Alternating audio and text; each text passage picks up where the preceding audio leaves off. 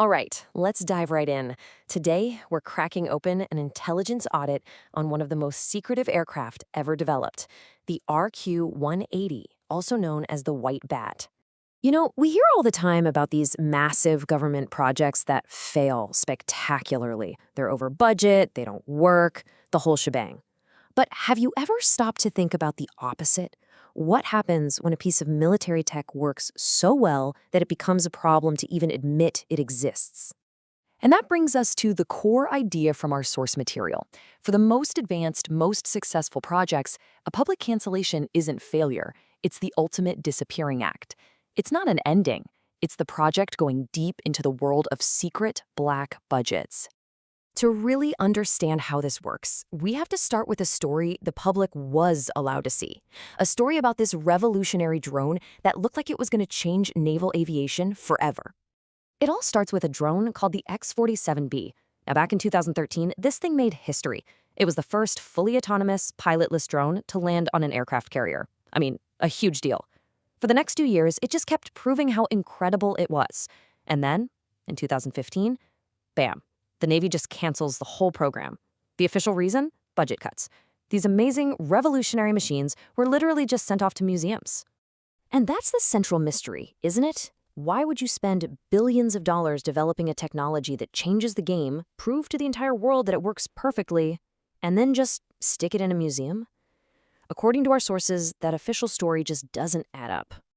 The source material suggests that the public cancellation of the X-47B wasn't an end at all. It was a brilliant piece of misdirection. It was the perfect cover for the program's real successor to just disappear.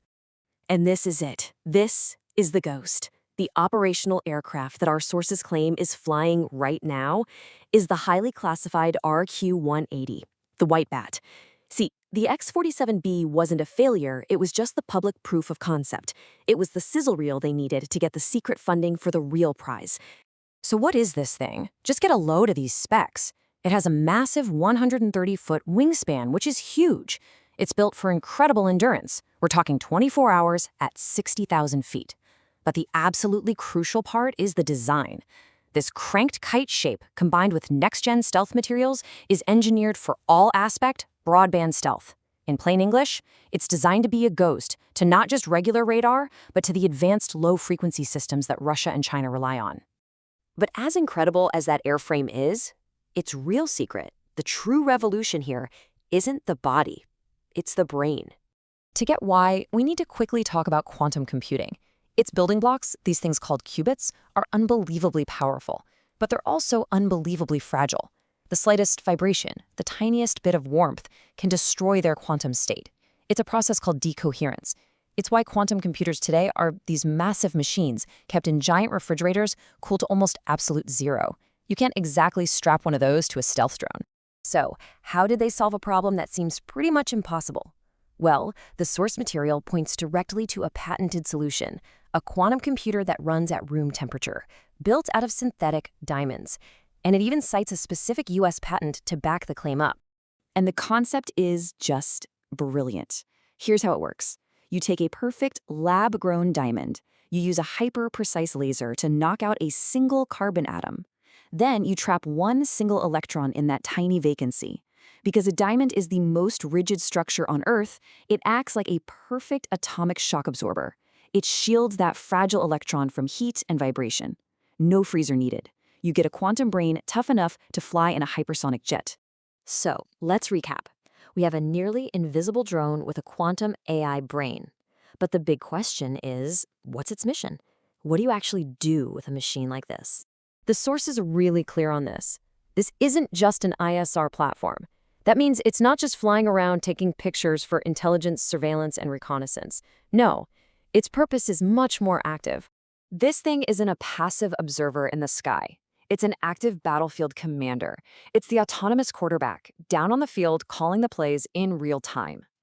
Here's how this new family of systems works. First, the RQ-180, the White Bat, penetrates deep into the most heavily defended airspace on the planet, completely unseen. From there, its quantum AI autonomously commands massive swarms of smaller, cheaper, expendable drones. Their job is to confuse and totally overwhelm the enemy's air defenses. While the enemy is busy chasing these decoys, the white bat creates a safe corridor and feeds targeting data directly to the incoming B-21 Raider stealth bombers. It's the ultimate electronic coordinator. But there's one final piece to this whole thing. The drone's primary weapon isn't a bomb or a missile. It's something far more subtle and, according to the sources, far more devastating. It's called a Veretator. It's a type of non-nuclear directed energy weapon. The foundational patent for this technology, by the way, was filed by the Department of Energy. To put it simply, it generates a single, incredibly powerful pulse of microwaves, a localized EMP. And that's the mission. While it's commanding the drone swarm, the RQ-180 is also using its Veretator to silently fry enemy radar installations, communications hubs, and power grids. The goal is to electronically decapitate the enemy's ability to fight back, to win the war by blinding them before the first conventional bomb ever falls. And this leaves us with the final pretty provocative question that this analysis poses. We are looking at a new kind of warfare here, one fought with silent, invisible electronic weapons commanded by a quantum AI. If the opening shot of the next war isn't an explosion, but a targeted microwave pulse that just wipes a country off the grid, how will anyone even know the first shot has been fired?